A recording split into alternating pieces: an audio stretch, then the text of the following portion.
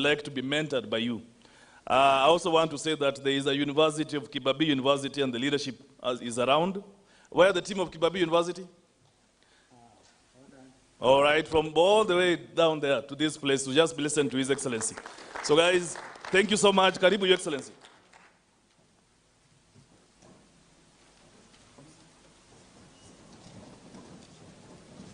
Thank you so much. Well, please be seated.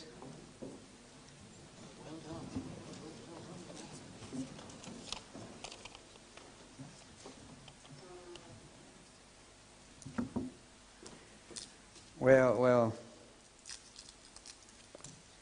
thank you so much, Alex, AED, for your kind remarks about what I was able to do at a time when I was in a position to do something.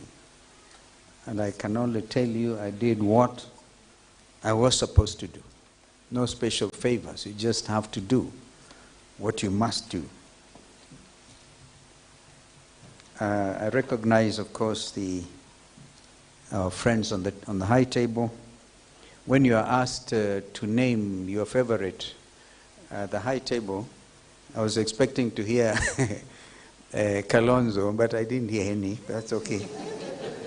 Tomasa going to Okango, or the beautifully dressed lady. It's so good to see you, particularly our young friends from other parts of the African continent. We say in Kiswahili, karibuni sana. We also used to say, Kenya hakuna matata. We lied.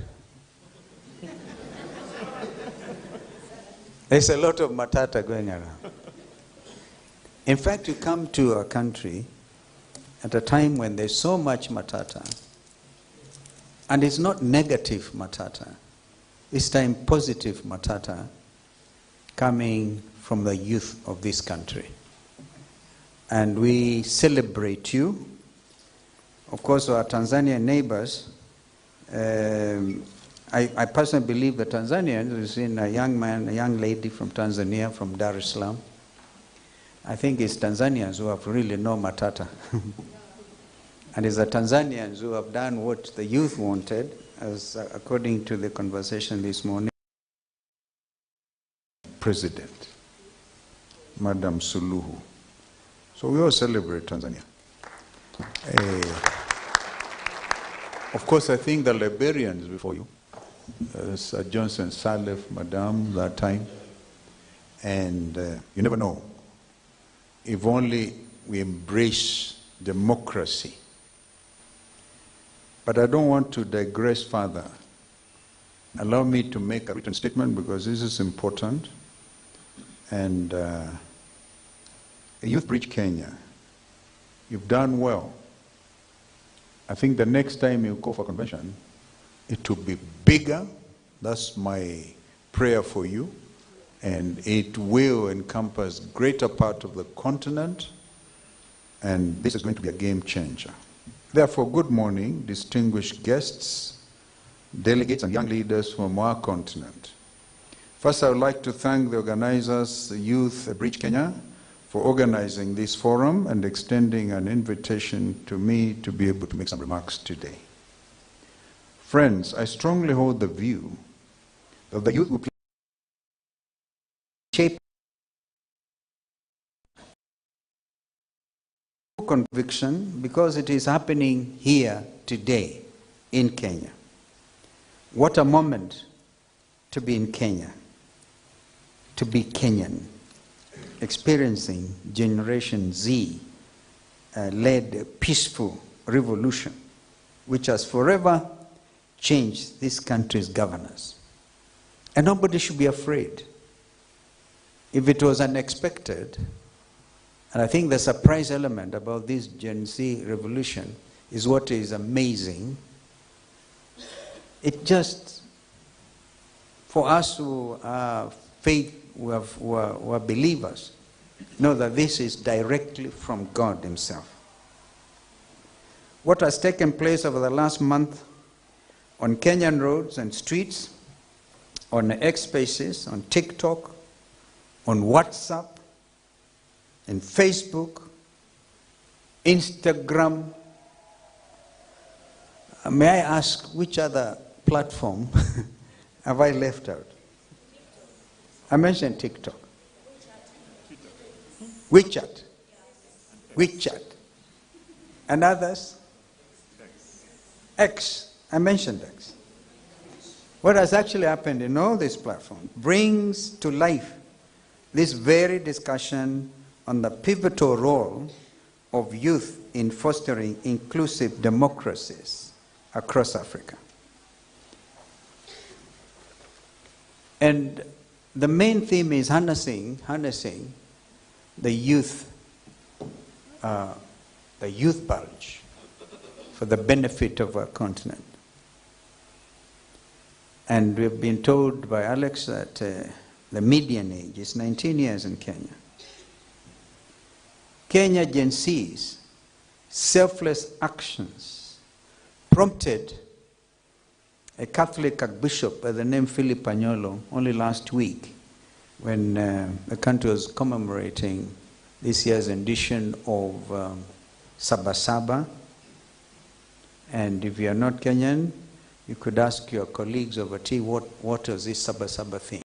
It was a day when those many years, a team that was called Young Turks and others, leaders who took it upon themselves to fight for democracy in Kenya and for fight for their space, when they took to the streets in a place called Kamukunji, and Kenya changed. We ended up amending our constitution, removing a very offensive clause that was outlawing a multi-party democracy. Up to that point, Kenya was a de jure one-party state. And through Sabasaba activities, we removed Section 2A, and Kenya became a democracy. This was strengthened in 2010 when we inaugurated the Constitution 2010 under President Kibaki, whom I had occasion to serve under as his vice president. The Archbishop said, I quote, "We used to say you are the leaders of tomorrow, but indeed you have proved that you are not leaders of the future, but of this our time." End of quote. He delivered these remarks, as I said, during the special service at the Holy Family Basilica only a few days ago, in memory of 41 young Kenyans killed by police gunfire during peaceful demonstrations. Police gunfire. I had occasion to visit some of the morgues in the city mortuary for those of you who are Kenyans, and my heart almost stopped when I saw the brains of a young Kenyan, a Gen Z, blown off by a sniper's bullet who fired from on top of the National Assembly. 41 young Kenyans died. I completely concur with the Archbishop that his sentiments that accurately depict the social, economic, and even political climate in Kenya, which currently finds, in Kenya that the country currently finds itself in. Instead of imagining a future where their voices might be eventually heard, Gen Z declared that this is our time and we will be listened to this time round. In so doing, Kenya's youth gave life to Article 1 of our Constitution 2010, to which I made reference, which defines the sovereignty of the people as all sovereign power belongs to the people of Kenya and shall be exercised only in accordance with this Constitution. And Article 2, the people may use their democratically elected representatives or themselves to exert their sovereign authority. This is what the Kenyan Gen Zs did. They did the incredible thing. They walked right inside Parliament and took over. Said, you elected us, we are taking back that authority. And I don't know how many in Africa will have taken note of that. The president sitting at State House called it treason. Called it treason. Treasonous act. The Kenyans were acting in accordance with the Constitution, which is supreme. Friends, this was the first and most important step in understanding and interpreting what an inclusive democracy actually entails by our Kenyan youth. Inclusive democracy guarantees that every person, regardless of background, has a voice in decision-making processes. Because Kenya's Gen Z read the most significant document in the nation, Constitution 2010, and by the way, in his own words, that document says, this is the supreme law of the land. And the land here is defined as Kenya. Any other law, including utterances like those by President Ruto, which is in contradiction of what the Constitution says, such formulation is void to the extent of such contradiction. Because Kenya's Gen Z read the most significant document, as I said, President was forced to withdraw the Anti-People Finance Bill 2024 as part of a series of substantial concessions. Kenya's youth grabbed literally their sovereign power and authority as outlined in the Constitution. And if in this country, you know the 204 members of Parliament who voted yes because their hands had been greased with money, corruption, even in Parliament, are finding it extremely difficult to go to their constituencies and do anything, because the agencies are saying they're going to visit with them. So it has become very unattractive for any leader to be called by their bosses and given 2 million, 1 million shillings to go and vote in Parliament, because they know eventually their electorate will catch up with them by just going to visit them. Later in the day, my big brother, the Right Honorable Raila Odinga, will be coming to talk to you. And I spoke to him on my way here, and he sends his greetings ahead of his coming. Please welcome him when he does come. People went to visit him yesterday on his space. And when they visited Baba, we call him, he had to change his telephone number. Because the agency put the number everywhere. And maybe it's a measure of cyberbullying. Please be kind to Baba. But if they can do that to the Right Honorable Raila Amolo Odinga, imagine who else in this country. Transparent. You use vehicles which are gasless. I saw a friend from Lusaka, Zambia, a young lady. I spoke to President Akaide about a week ago. And he told me when he took over as the president of Zambia, he refused to buy any new vehicles. And his ministers were very unhappy with him. But now the Zambians are beginning to see what President Akaide did. We need the kind of leadership. When I was coming here, and when you get your tea break, you will see fewer gaslers because there are ministers with you in this compound. Each of them with fewer gaslers, with bodyguards, with all kinds of personnel. Kenyans are demanding accountability. By bringing Article 37 to life, which says that is under Kenyan constitution.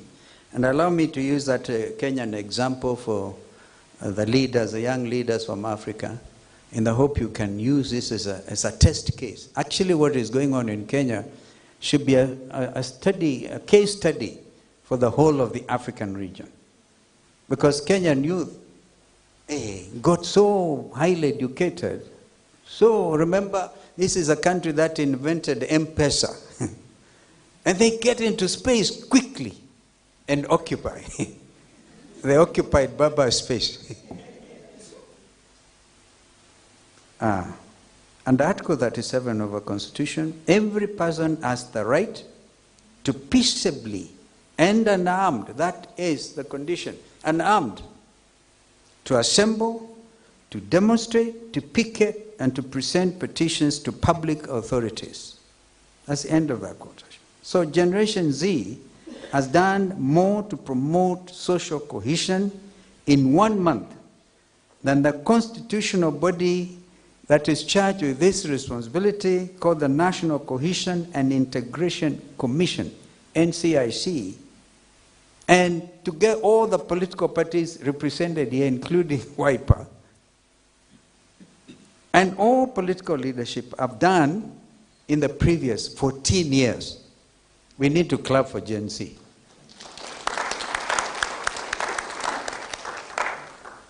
Imagine they have taken over all what NSIC has been trying to do, and political parties to talk about cohesion and what have you, the rights under Chapter 4 of our Constitution, including Chapter 6 on leadership and integrity, which they're actually seeking enforcement for. By emphatically declaring that Gen Z are tribeless, partyless, and leaderless, you may help to eliminate tribalism and inequality, as well as promote sustainable development for all. I believe that African youth can similarly emulate Kenya Gen Z by claiming the rights inherent in their respective constitutions. There are other ways to strengthen the role of youth in governance. There is, for example, electoral participation that ensures youth are registered to vote and empowered to participate in elections. We can create youth parliaments and councils, platforms for youth to engage in decision-making processes that allow them to voice their concerns and contribute to policy discussions. There is also civil society engagement, and civil society in this country, for example, is strong, that encourages youth to participate in civic organizations and social movements, and that also enables them to advocate for change and hold governments accountable.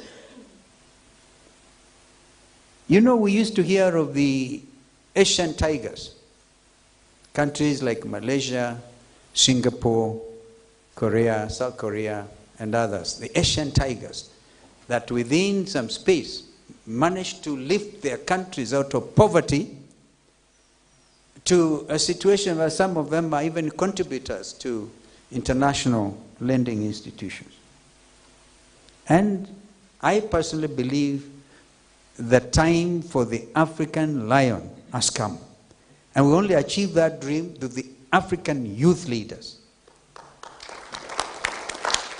If African youth do what Kenyans have started to do, we are going to realize a decade for African lionism, where the economies will grow, where thieving leaders will be gotten rid of. In fact, if this continues, anybody who is stolen funds will not even want to go for elective posts, elective positions, because they know they'll be held accountable. The practice in Kenya has been that people head the parastate organizations and others, they go steal huge sums of money, and the election time comes and go and bribe everybody. In fact, Gen Z, I want to invite you to look at the next election.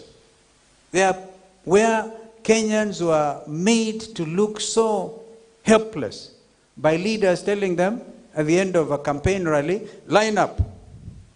women line up this way, the youth this way, the men this way, and you go, you have done your some hand changing, 100 shillings, bribing your mothers and your fathers and your brothers so that they can elect you into office.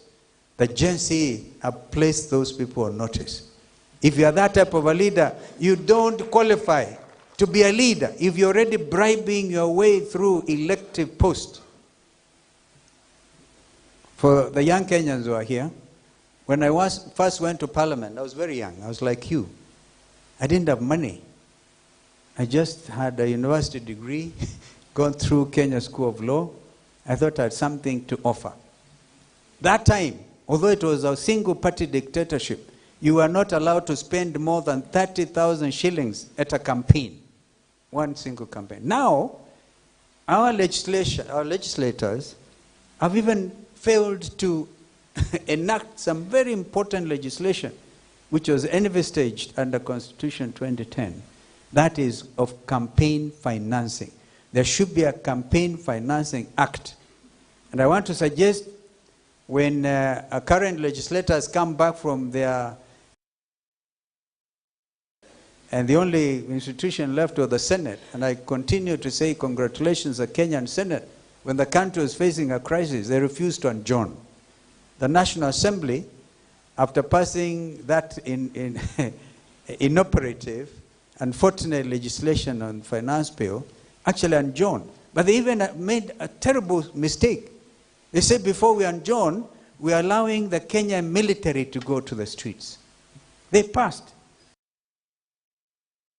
Move of the motion, and one contributor from the opposition side and Minister for Defense was given permission to deploy military against innocent Kenyan citizens. When they meet, I want to challenge, and Gen Zs, if you really want to complete this accountability game, demand immediate enactment of the Campaign Financing Act or bill that will come there, which will limit expenditure. That way, the young people will have hope to get elected. Because as it is, you have no hope. Because these other mandarins come with helicopters, with huge sums of money, they bribe the voters, and unless a natural leader then will never be able to emerge. I hope I've made that point.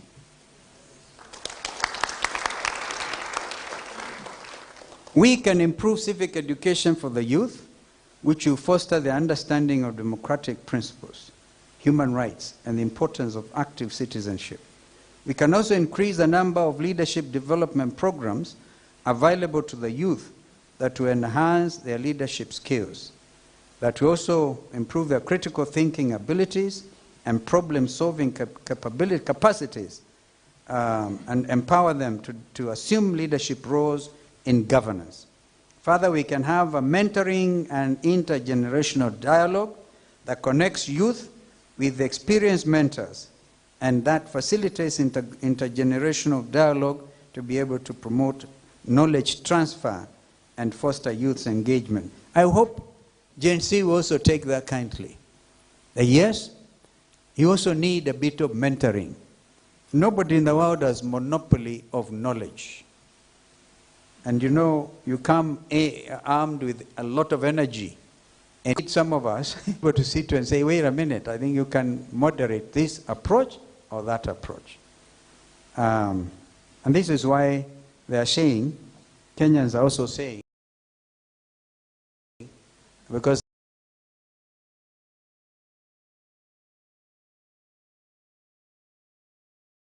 I heard that from Alex Matere, that they don't want dialogue. I'm going to mention later on that I was chair of a dialogue committee called the National Dialogue Committee.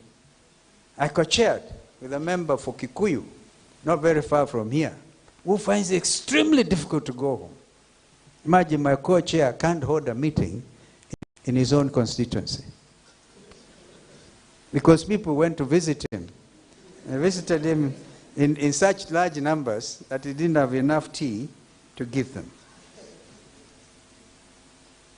time for dialogue must also be in consonance with the reality, the political reality of the time. I posit that there's nothing wrong with having dialogue, but Kenyans are saying we have had so many of these.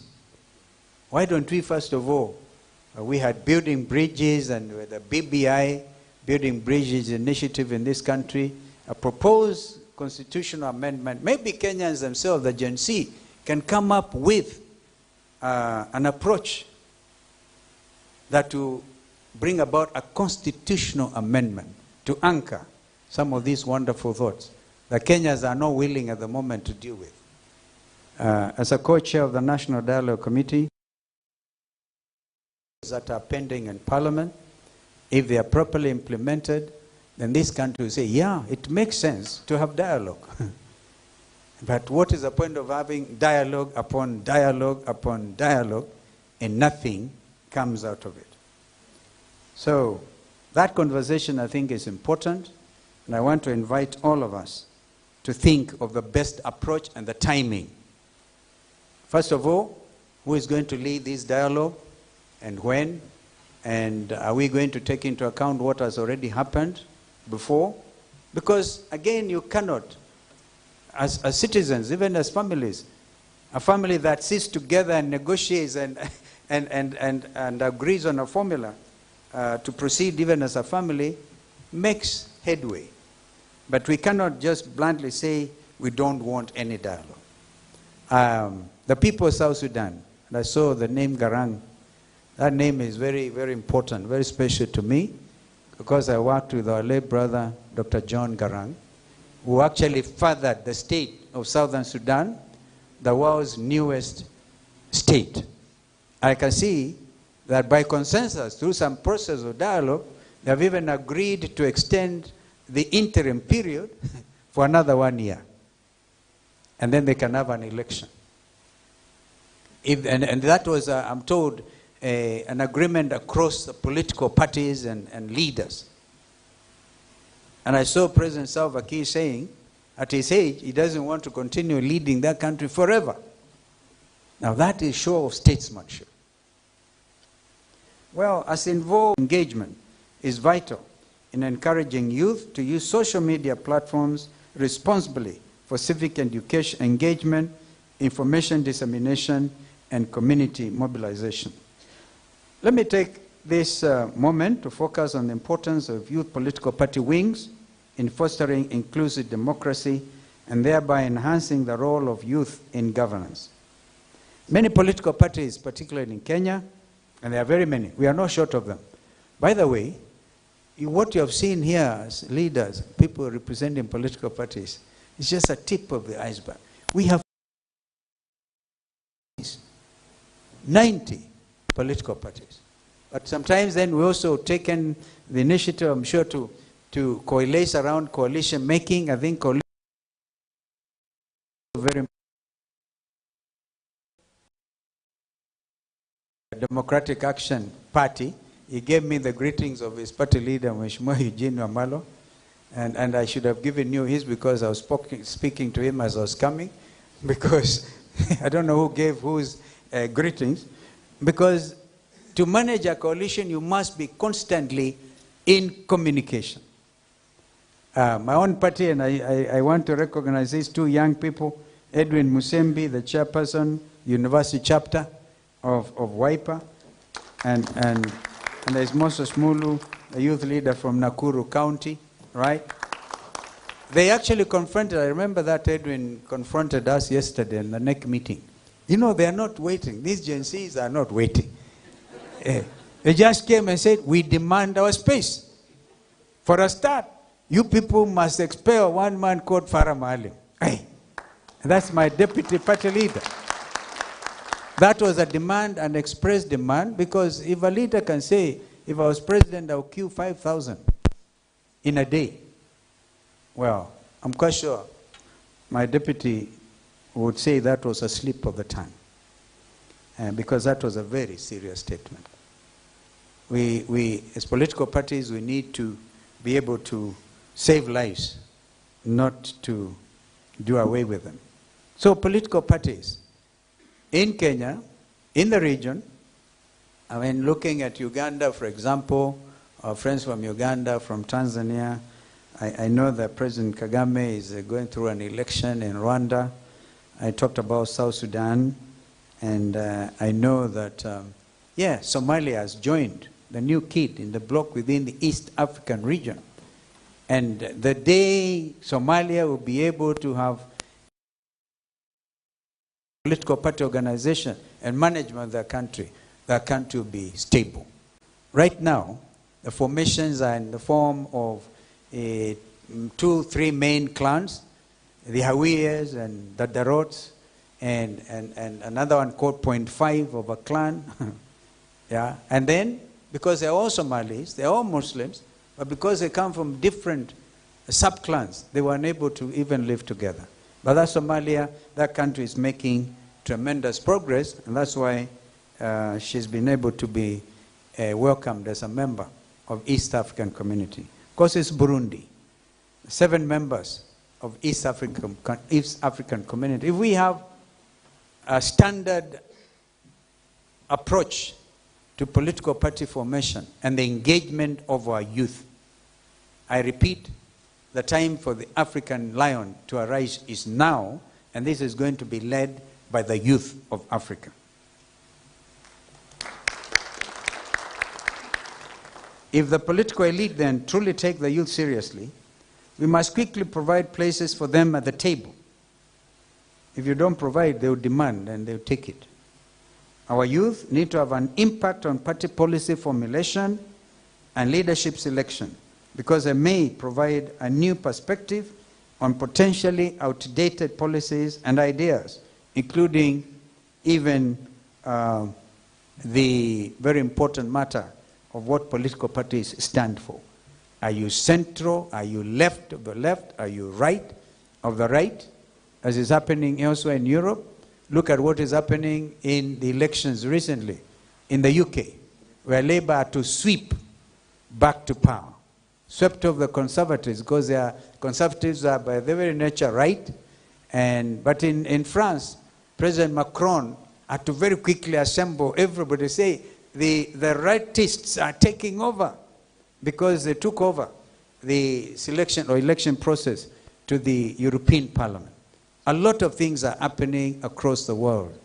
Look at the world's largest democracy in India, where even Prime Minister Modi had to do something to stabilize the country. Now, we are all watching what's happening in America. You saw the debate between former President Donald Trump and President Biden. So, no, I'm not quite sure whether Kenyans should follow that example, the way they conduct elections in America. They call each other names. I saw Trump calling President Biden Sleepy Joe. Sleepy Joe. And they say, this guy, that guy. Yeah. But that is the extent of expression. Therefore, I think we have come to a stage in Africa where the freedom of expression, the freedom of speech should not be hindered. Provided, of course, you are guided by the laws of the land, which say if you abuse me very badly, I can also go to court.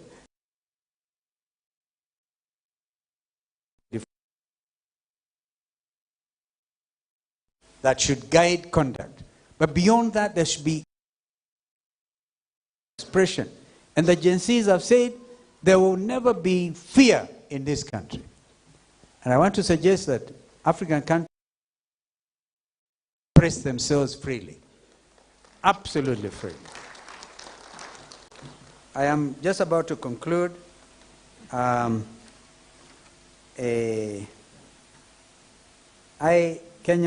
who are amongst you will have seen that I was at we call it Kenyatta International Conference Center 2 days ago, when the Independent Electoral Boundaries Commission IB Amendment Act 2024 was signed into law by President Ruto. This was the first fruit of the 9 legislations agreed upon by the National Dialogue Committee. I did mention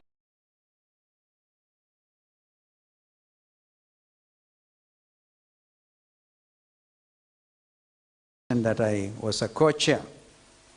As you may recall, following the killing again by police gunfire of 75 young men and women during the Maandamano demonstrations against the peaceful demonstrations in 2024, the result, the Gen Z revolution.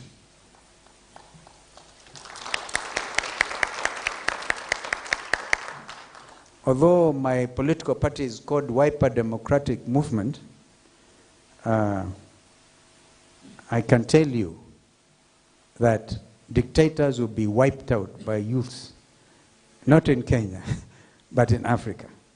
So I think the name of my party is becoming a lot more relevant. Wiping out corruption, wiping out dictatorship, wiping out opulence. You know, Kenyans are amazing. They even look at the way you've stolen their money and you're wearing expensive suits. They even, I think, able to Google and see which shops you bought these things from. And they tell it to you. This minister must remain nameless, but I saw a minister when I was waiting to come here, a cabinet minister in William Ruto's government. And she told me, shockingly, that our own daughter was in the demonstrations against our mother and against our president. This is a Kenyan thing. The youth are saying, well, even if you're in that government, Mama, I'm sorry, I'm out. We're getting our destiny. We'll not allow our country to go to the dogs. And she said, we have all learned our lessons in humility, thanks to Gen Z. No Kenyan will go about showing off what kind of car you're driving, what watch, what shoes you wear.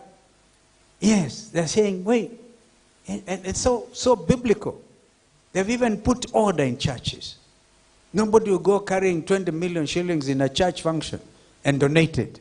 They'll be asked by Gen Z, wait a minute, we know your salary. Look at the order that this, within just under 1 month, what has happened in our country. More importantly, Gen Z have shown Kenya, the region, the continent, and the world how youth-inspired active participation through representation, education, innovation, and policy reforms can bring democratic ideals to life, resulting in the defeat of authoritarian practices. I believe that if we are to realize any of our visions, be it Vision 2030, as in Kenya, or Agenda 2063, which is Africa's blueprint and master plan for transforming Africa into the global powerhouse of the future, then our youth must have their seats at the table today, not tomorrow. Now, not in 2030 or in the imagined 2063. That's too long to wait. In conclusion, it is imperative, ladies and gentlemen, to invest in youth development and create opportunities for their meaningful participation in decision-making processes, ensuring that their voices are not only heard, but acted upon. I thank you.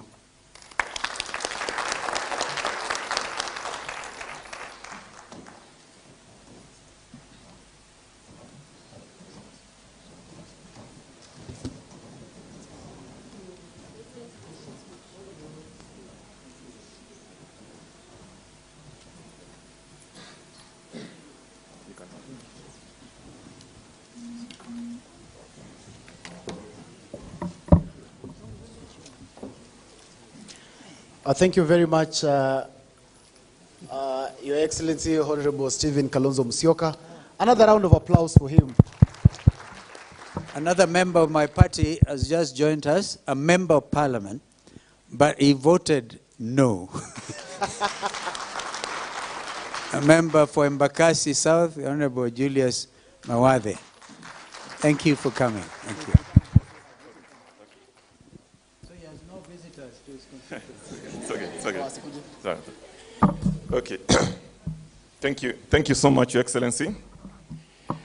Now, karibu Mheshimiwa Mawathe. Mheshimiwa Mawathe is a member of parliament in the National Assembly from Embakasi South. Our ED Alex told me this morning out in confidence and try that Nivea tomorrow, Nourishing Cocoa Body Lotion. all now the with delegates 5-in-1 who are complete care. coming from other countries This in year, Africa, the African Leadership he will be University taking them to a embarked tour on the second cohort of Nairobi. the Silicon So, Valley Alex, Global. one of the areas that you might want them to visit is Embakasi South, so that they can experience the type of environment of Embakasi South where no is a no. Now, I want to take this opportunity to invite one of the ladies delegates from Cameroon, but before I do that, who will moderate the next session. Your Excellency, the expectations of these young people is that they want to engage you shortly before you leave. These young people, I've worked with some of them in the political parties and in other organizations. They say that they are very happy about Kenya because Kenya is one of the countries in the world that has dedicated a whole article in the Constitution to address issues of concern to the people. One of them told me yesterday when I mentioned here that how come in the Republic of Kenya, in Article 55, it gives the states the mandate to take measures, including affirmative action, to ensure that the youth are not only protected politically, socially, and economically, but also from harmful cultural practices. What the Gen Zs are asking is an implementation fully of that article, because that article actually allows the state to make access to education for them, to make access to employment for them, and to make access for training for them. That is the problem. So I want to invite Liziana from Cameroon to come and help us moderate the session for the Q&A to His Excellency Dr. Stephen Kalonzo Musyoka. Welcome, Liziana. Thank you so much. I mean, and as we all already know, young people in Africa, we make up, the largest, youngest population of the world, actually, and with over 70% of young people, that are under the age of under the age of 30. And this demographic, it presents a unique opportunity for innovation, economic growth, and development. And we heard, from His Excellencies that, young people, as particularly Gen Zs, we have a key role and a particular role, to play for young people in strengthening governance systems. So now, we're going to take this opportunity, and take you back to you guys, because young people, we have the power. He wants to hear from you guys. We'll take contributions as well as questions, and we're going to be limiting it to 1 minute each. And also, I would like to say that, let some of our contributions and questions, let it be respectful, and let it be very concise, okay? So we're going to limit it to 1 minute per person, and we'll also be taking contributions as well, in addition to questions. So where's the mic? Your mic down there.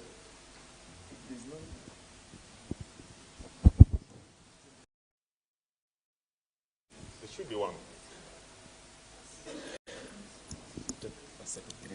Okay, so we taking a set of 3-3. So I'll take it. So I want to hear from those that we haven't heard. Okay, we've had. I know we have some new faces here today, and I'll start from back there. Tell us your name, where you're from, and you can proceed. Okay. Good morning, everyone. My name is Enoch Kebaso. I'm a systems engineer. One question I want to ask His Excellency, Mr. Kalonzo Musyoka. What are the challenges you encountered? Because you said you entered into parliament while you were very young.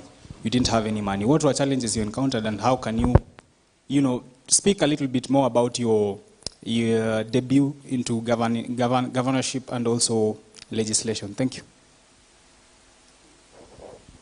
Thank you. We'll still remain at this row. I'll take another question from here. Good afternoon, His Excellency. I have 3 questions. Okay. I have 3 questions. First of all, thank you for making peace for South Sudan during when you got independent. But the first question will be,